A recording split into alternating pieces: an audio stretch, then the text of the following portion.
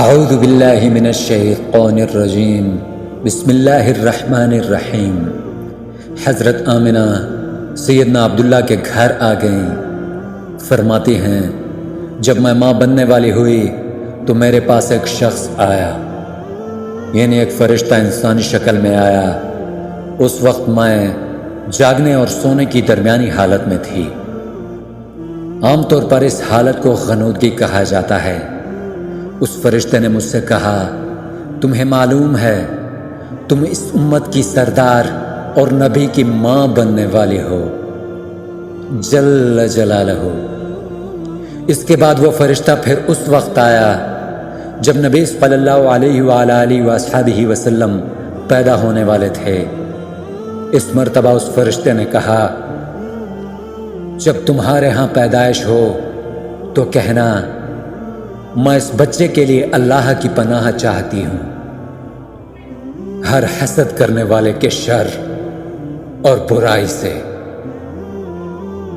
پھر تم اس بچے کا نام محمد رکھنا، کیونکہ ان کا نام تورات میں احمد ہے اور زمین اور آسمان والے ان کی تعریف کرتے ہیں، جبکہ قرآن میں ان کا نام محمد ہے اور قرآن ان کی کتاب ہے۔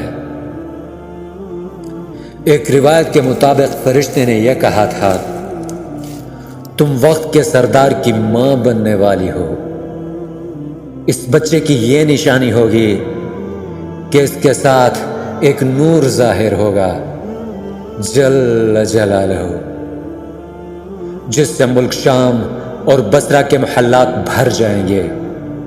جب وہ بچہ پیدا ہو جائے گا تو اس کا نام محمد رکھنا، کیونکہ تورات میں ان کا نام احمد ہے کہ آسمان اور زمین والے ان کی تعریف کرتے ہیں، اور انجیل میں ان کا نام احمد ہے کہ آسمان اور زمین والے ان کی تعریف کرتے ہیں، اور قرآن میں ان کا نام محمد ہے۔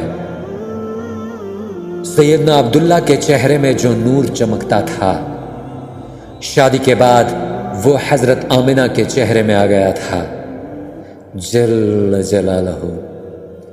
امام ظاہری کہتے ہیں حاکم نے یہ روایت بیان کی ہے اور اس کو صحیح قرار دیا ہے کہ صحابہ کرام رضوان اللہ عنہم اجمعین نے حضور نبی کریم صلی اللہ علیہ وآلہ وصحبہ وسلم سے عرض کیا، اے اللہ کے رسول، ہمیں اپنے بارے میں کچھ بتائیے۔ آپ نے ارشاد فرمایا، میں اپنے باپ ابراہیم کی دعا ہوں، اپنے بھائی عیسیٰ کی بشارت ہوں اور خوشخبری ہوں۔ جب میں اپنی والدہ کی شکم میں آیا تو انہوں نے دیکھا گویا ان سے ایک نور ظاہر ہوا ہے، جس سے ملک شام میں بصرہ کے محلات روشن ہو گئے، جل جلالہ۔ حضرت آمنہ نے حضرت علیمہ سعدیہ سے فرمایا تھا، میرے اس بچے کی شان نرالی ہے، یہ میرے پیٹ میں تھے تو مجھے کوئی بوجھ اور تھکن محسوس نہیں ہوئی۔ حضرت عیسیٰ علیہ السلام وہ آخری پیغمبر ہیں جنہوں نے محمد مصطفیٰ صلی اللہ علیہ وآلہ وصحبہ وسلم کے آنے کی خوشخبری سنائی ہے۔ اسی بشارت کا ذکر قرآن میں بھی ہے۔ سورہ صف میں اللہ جل جلالہ ارشاد فرماتے ہیں، وَإِذْ قَالَ عِيسَى ابْنُ مَرْيَمَ يَا بَنِي إِسْرَائِيلَ إِنِّي رَسُولُ اللَّهِ إِلَيْكُمْ مصدقا لما بين يدي من التوراة ومبشرا برسول يأتي من بعد اسمه أحمد فلما جاءهم بالبينات قالوا هذا سحر مبين۔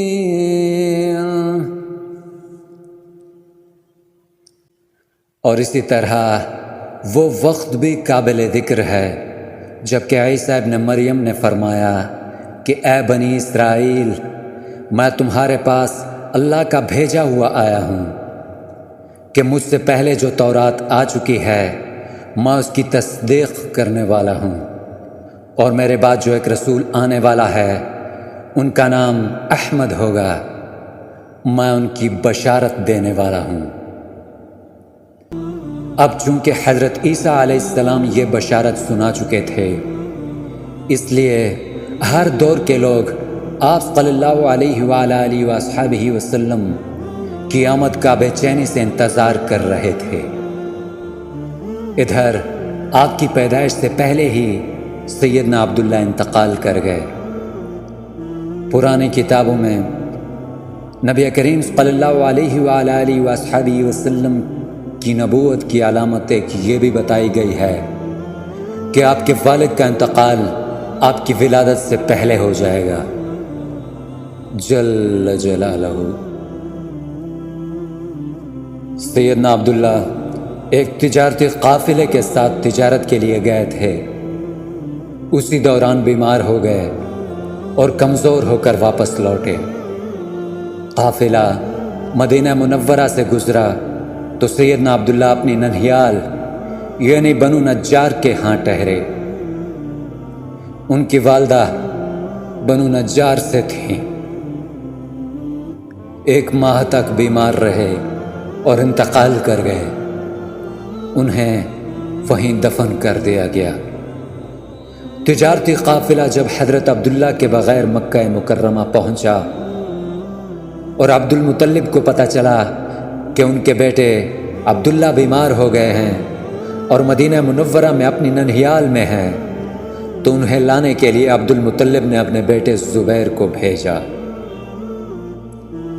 جب زبیر وہاں پہنچے تو سیدنا عبداللہ انتقال کر گئے تھے۔ اس کا مطلب یہ ہوا کہ جو پرانی کتابوں میں آپ صلی اللہ علیہ وآلہ وصحبہ وسلم کی نبوت کی نشانی بتائی گئی تھی وہ پوری ہو گئی، یعنی کہ آپ کی ولادت سے پہلے آپ کے والد انتقال کر گئے۔